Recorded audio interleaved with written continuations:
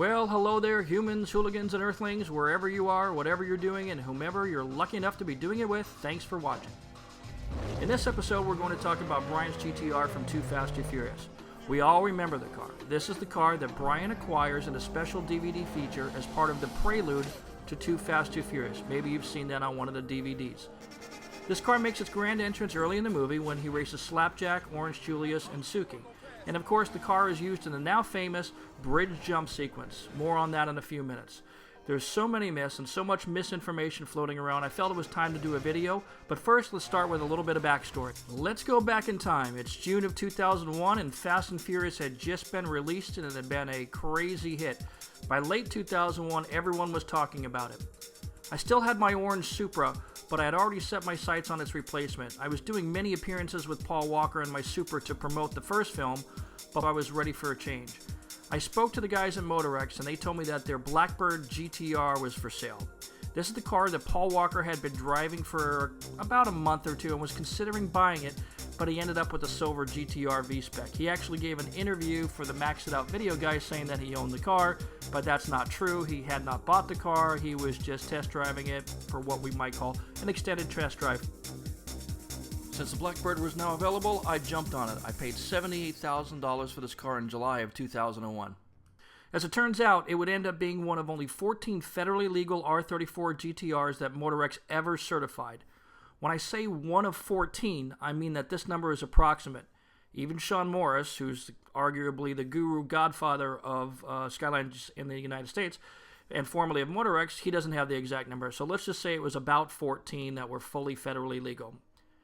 By mid-2002, Too Fast, Too Furious had not even been announced. So when I bought my GTR, I didn't even know that it would someday become a movie car. So that was not one of the motives for me buying the car. I actually started building this car as a showpiece. At the time, I was the tuner marketing consultant for Meguiar's, and this car would serve as a perfect platform for car shows, something that Meguiar's participated in often. When I got the car, knowing that magazines at that time didn't like to feature black cars, I painted the car a custom candy blue. My GTR build included 15-inch StopTech brakes, some engine parts, custom interior, and a pretty comprehensive sound system.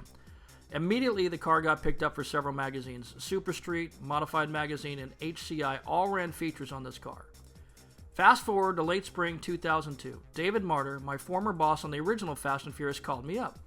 This conversation was pretty direct and to the point. He basically said, "Hey, they're doing another one, we need to have a meeting." The idea for using a GTR in the movie came from my meeting with Universal as we started to discuss what cars we should use for the film. Again, I got up in front of a grease board just like I did in the first movie and started going through the food chain of cars. Universal, as it turns out, was working on a deal to use a Neon SRT-4 as one of Brian's two cars.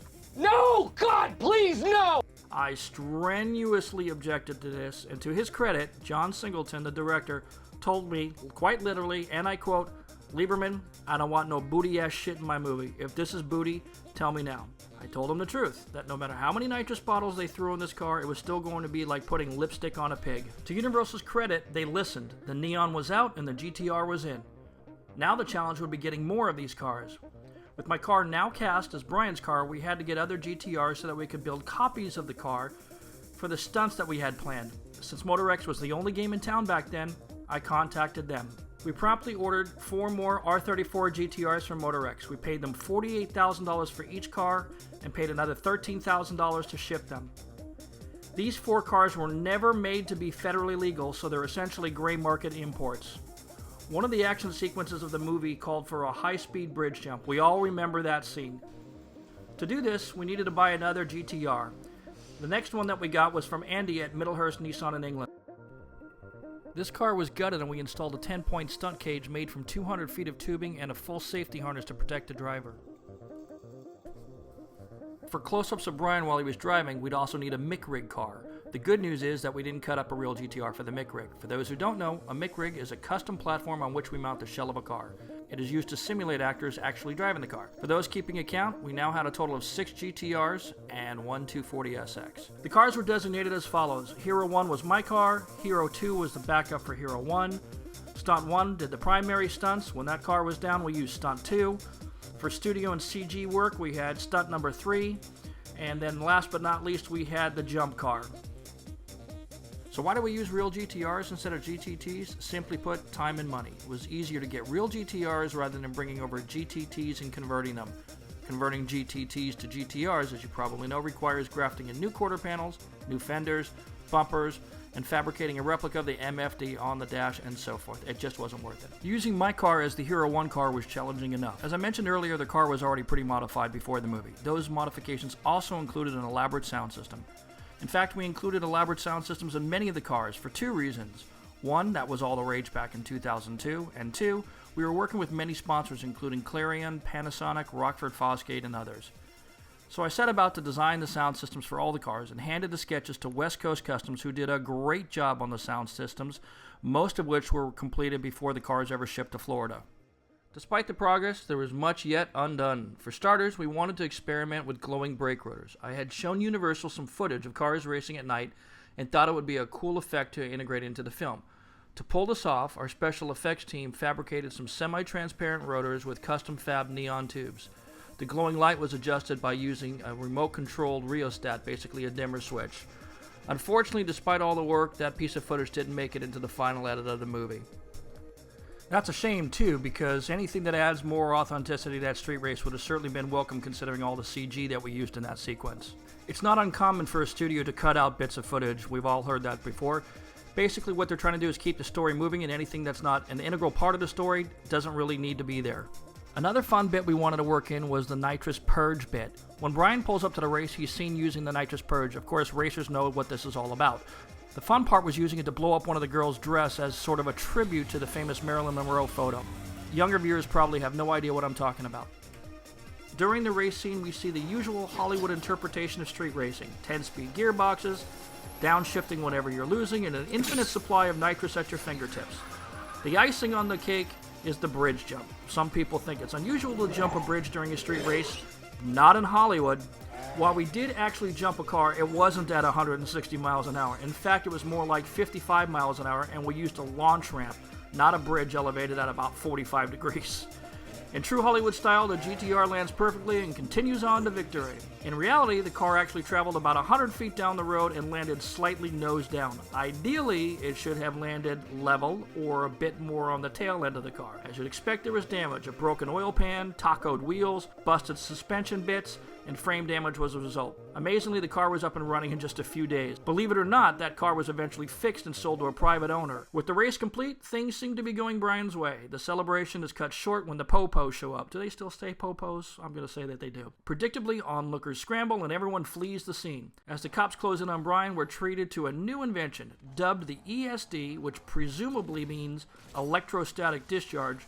Brian is distracted by the effects of this device. The device was custom made by a place called Special Effects Florida, and it was actually pretty cool given that it was created from scratch. In this scene, Brian loses control and crashes into a parking meter. What's interesting about this stunt is that it wasn't planned at all. The producers left it in the movie because it felt, and I quote, more authentic. The results of that little incident were pretty much as you expect. The car suffered some damage, and this, my friends, is why you always have backup cars. The entire street race sequence was filmed in multiple locations over the course of 15 workdays, although most of it was at night, of course. Second unit, which is often referred to as the stunt unit, handled the filming of the sequences as is customary. Unfortunately, it is the last time we see the car. It is presumably impounded by local police and tied up in red tape. After the movie wrapped, I got my car back. At the time, I was still living in Florida to work on the movie, but as soon as I got back to California, I sent the car straight to the paint shop. It was sanded down to bare metal and restored to its pre-movie condition. Why did I change it back? I think it's pretty much no secret that I thought the graphics on these cars were not to my taste. In the tuner scene, tuner fans openly mocked the look of the cars, calling them rice mobiles and so forth. The car didn't look the way I wanted to, so I changed it. Basically, that's what it all came down to. I still had big plans for the car, including more engine work, different seats, and things like that. My plans got cut short when I got a ridiculous offer for the car. I won't say how much, but it was very generous.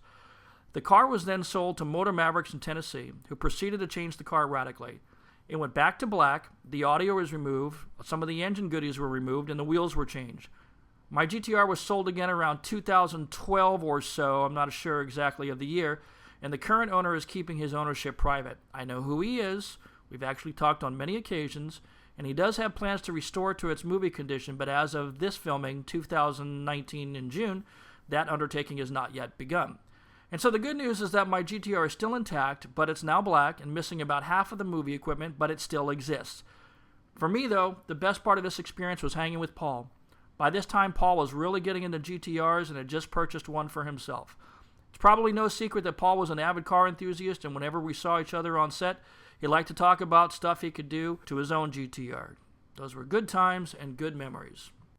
One last thing I wanted to add. Recently, a tabloid website reported that this car was for sale and showed this picture. Unfortunately, the people running that website couldn't count their balls twice and come up with the same number.